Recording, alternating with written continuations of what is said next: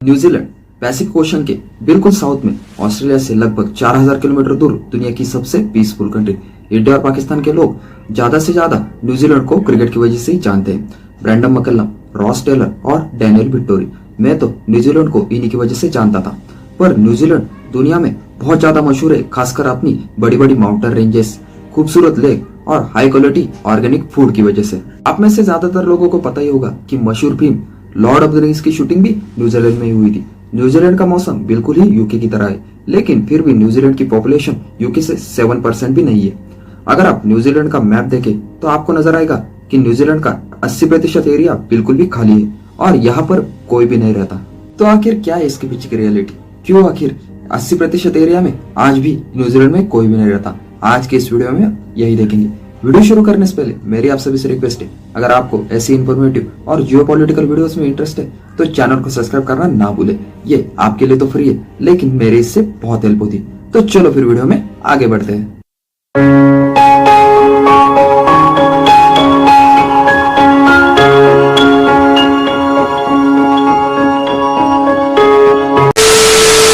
सबसे पहले अगर हम वर्ल्ड मैप देखें तो आप नोटिस करेंगे कि न्यूजीलैंड हमारी बाकी दुनिया से काफी दूर है। मतलब आप कराची या मुंबई से जहाज में बैठे तो आप पूरा अरेबियन सी और ऑस्ट्रेलिया के बाद 20 से 22 घंटे का सफर तय करके न्यूजीलैंड में पहुंच सकते हो। अभी सवाल यह है कि दुनिया से दूर हम इस इंग्लैंड पर यानी कि न्यूजीलैंड में आखिर लोग पहुंचे कैसे?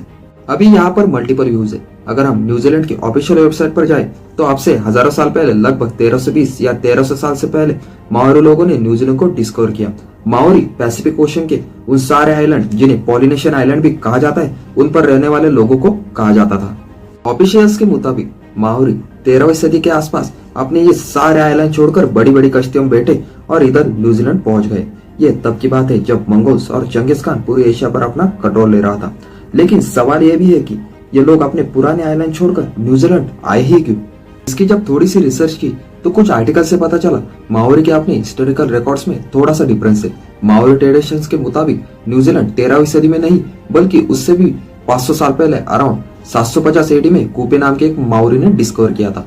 कूपे एक फिशरमैन था जो अपने और अपने ट्राइब के लिए मछलियां पकड़ता था।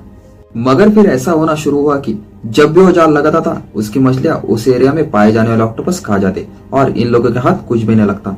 तो क्योंकि इन लोगों का मेन फूड था ही मछली, तो काफी प्रॉब्लम क्रिएट होना शुरू हो गई।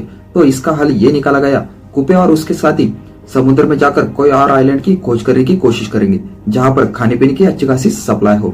इसी खोज में कूपे अपने साथ 20 से 25 आदमी लेकर पैसिफिक ओशन में उतर गया। कुछ दिन के सफर के बाद उन्हें बड़े बड़े पहाड़ों वाला एक आइलैंड नजर आया। ये न्यूजीलैंड था। सी फूड, भेड़ बकरियों और फलों से भरपूर आइलैंड, और इस पे कोई और दूसरा इंसान भी नहीं था। ये कूपे और उसके ट्राइब के लिए एक परफेक्ट जगह थी। फिर कूपे ने अपने कुछ साथियों को पॉलिनेशियन आइलैंड भेजा ताकि वो बाकियों को इस आइलैंड की खबर दे, और इस तरह से माओरी लोग इस आइलैंड पर स्थित होना शुरू हो गए।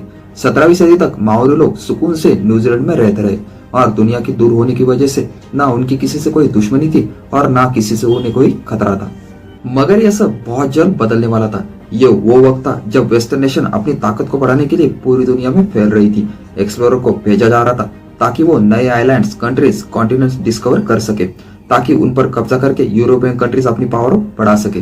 किसी सिलसिले में एक Dutch explorer Abel Tasman Pacific Ocean की साउथ में किसी कॉन्टिनेंट्स की खोज में निकला, क्योंकि उस वक्त यूरोपियंस का ख्याल था कि इस हिस्से में कोई कॉन्टिनेंट जरूर होगा, और अगर ऐसा हुआ तो यूरोपियन कंट्रीज के लिए अपॉर्चुनिटीज के लिए वो बहुत से ज्यादा दरवाजे खोल देगा। 1642 में टास्मन ने न्यूजीलैंड को डिस्कवर किया, लेकिन उसने जब वहां उतरने की कोशिश की तो उसकी माओरी लोगों के साथ जबरदस्त खूनी लड़ाई हुई और मजबूरन उसे वहां से भागना पड़ा। फिर 1769 में एक ब्रिटिश ऑफिसर जेम्स कुक इसी कॉन्टिनेंट को ढूंढता हुआ न्यूजीलैंड आ पहुंचा। एक दफा फिर जेम्स के लोग और माओरी लोगों में जबरदस्त लड़ाई हुई और उसमें कई माओरी चीफ भी मारे गए। जेम्स को वापिस जाना पड़ा, मगर इस बार उसने न्यूजीलैंड का एक डिटेल मैप बना लिया। उसके बाद 1800 की सदी में ब्रिटिशर्स फिर न्यूजीलैंड की तरफ गए, लेकिन इस बार उन्होंने स्मार्टली माओरी लोगों को ट्रेड और नेवल का लालच देकर अपनी तरफ कर लिया, और इसी के चलते 100 सालों में ब्रिटिशर्स ने पूरे न्यूजीलैंड का कब्जा ले लिया। उस वक्त माओरी लोगों की पॉपुलेशन करीब 2 लाख थी, मगर अगले 100 सालों में उनकी पॉपुलेशन बढ़ने की बजाय 2 लाख से कम होकर 40,000 तक पहुंच गई। असल में देखा जाए तो उसके 2 मेन रीजन थे। जब यूरोपियन लोग इधर आए तो उनके साथ वो बीमारी भी इधर चली आई जो उस वक्त यूरोप में कॉमन थी। प्रॉब्लम यह था कि माओरी लोगों में इन डिसीज की इम्यूनिटी डेवलप ही नहीं हुई थी, और इसीलिए यूरोपियन इमिग्रेशन के बाद लोकल माओरी लोग बीमार होकर मरना शुरू हो गए। दूसरे रीजन की अगर हम बात करें तो 19वीं सदी के बाद न्यूजीलैंड काफी ज्यादा वायलेंट जगह बन चुकी थी। ब्रिटिशर्स के कंट्रोल में आने के बाद माओरी और ब्रिटिशर्स में लोकल वॉर स्टार्ट हो गई, जो अगले 40 साल तक चली। इसी वार में बहुत ज्यादा लोकल माओरीज मारे गए। फाइनली यह सिलसिला 1881 में जाकर रुका, जब माओरीज के सारे बड़े चीफ मारे जा चुके थे और माओरी मूवमेंट भी बुरी तरह से क्रश हो चुकी थी। और इसीलिए ब्रिटिशर्स भी ये समझ चुके थे, अगर लोकल्स को डेवलपमेंट प्रोसेस में इंक्लूड किए बगैर आगे नहीं बढ़ा जा सकता। और इसीलिए इन वॉर्स के फौरन बाद ही ब्रिटिशर्स ने लोकल को इलेक्ट्रॉनिक प्रोसेस में लेकर डेवलपमेंट प्रोजेक्ट्स में की स्टेक होल्डर बना लिया। इसी तरह न्यूजीलैंड में पीस और डेवलपमेंट का प्रोसेस फाइनली शुरू हुआ। और जैसे कि मैंने वीडियो की स्टार्टिंग में बताया था, न्यूजीलैंड का 80% हिस्सा खाली क्यों है और सारे लोग इस नॉर्दर्न न्यूजीलैंड में ही क्यों रहते। असल में न्यूजीलैंड का यह सदर्न रीजन खाली इसलिए है क्योंकि इस एरिया में रहना और कंस्ट्रक्शन करना नियरली इम्पॉसिबल है। न्यूजीलैंड के सदर्न पार्ट में इस तरफ माउंटेन रेंजेस है, इस सारे एरिया में एक तरफ ऊंचे ऊंचे पहाड़ और जमीन इतनी अनहेवन है कि जैसे इवन रोड्स वगैरह बिल्ड भी करना यहाँ पर इम्पॉसिबल है। पहाड़ों की इस तरफ ये ईस्टर्न साइड की जमीन भी बहुत ही इनफर्टाइल है, जिसकी वजह से यहाँ पर खेती वगैरह भी नहीं हो सकती, जिसके लिए न्यूजीलैंड की मेजोरिटी पॉपुलेशन इधर नॉर्दर्न आइलैंड पर ही रहती है। पॉपुलेशन शॉर्टेज के इस मसले को हल करने के लिए न्यूजीलैंड गवर्नमेंट ने वर्ल्ड वॉर 2 के बाद इमिग्रेशन पॉलिसी रिलैप्स कर दी। वर्ल्ड वॉर 2 से पहले न्यूजीलैंड में नॉन व्हाइट लोगों की एंट्री मना थी और इसी वजह से न्यूजीलैंड की पॉपुलेशन 1950 तक बहुत ही कम रही। और उसके बाद जब ये रेस्ट्रिक्शन खत्म हुई तो एशिया से स्पेशली चाइना, फिलीपींस और इंडिया से लोग इधर आकर आबाद होना शुरू हो गए और न्यूजीलैंड की पॉपुलेशन में मच नीड बूम आना शुरू हुआ। आज न्यूजीलैंड की पॉपुलेशन का मोस्ट 20% इमिग्रेशन लोग जो न्यूजीलैंड के बाहर के हैं। इमिग्रेंट्स के ज्यादा से ज्यादा मेजोरिटी इधर ऑकलैंड्स और उसके आसपास के एरिया में ही रहते हैं और यही वजह है ऑकलैंड्स आज दुनिया के लीस्ट अफोर्डेबल सिटीज में से एक है, बिकॉज लैंड सप्लाई कम है और हाउसिंग की डिमांड ज्यादा है।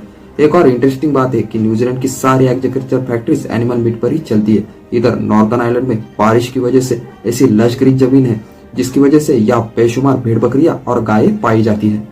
न्यूजीलैंड के अगर पॉपुलेशन की अगर अपन बात करें तो वो लगभग 50 लाख के आसपास है, लेकिन एक एस्टिमेट के अराउंड कहा जाता है कि वहां पर भेड़ बकरियों की अगर संख्या देखें तो वो 3 करोड़ से भी ज्यादा है। ऐसे ही घने आबादी वाले एरिया को भी इंडिया में डेवलप किया जाने वाला है, जो कि महाराष्ट्र के मुंबई में मौजूद है, जिसके बारे में मैंने डिटेल में इस वीडियो में बताया, जिसका लिंक मैं डिस्क्रिप्शन में डाल दूंगा। ये वीडियो के बाद आप उस लिंक को डिस्क्रिप्शन में चेक कीजिए। आई होप कि आप सभी को ये वीडियो अच्छा लगा होगा। वीडियो अच्छा लगे तो वीडियो को लाइक कीजिए और नए हो तो प्लीज चैनल को सब्सक्राइब कीजिए, क्योंकि ये बहुत ही ज्यादा मेरे लिए हेल्पफुल है। And thanks for watching.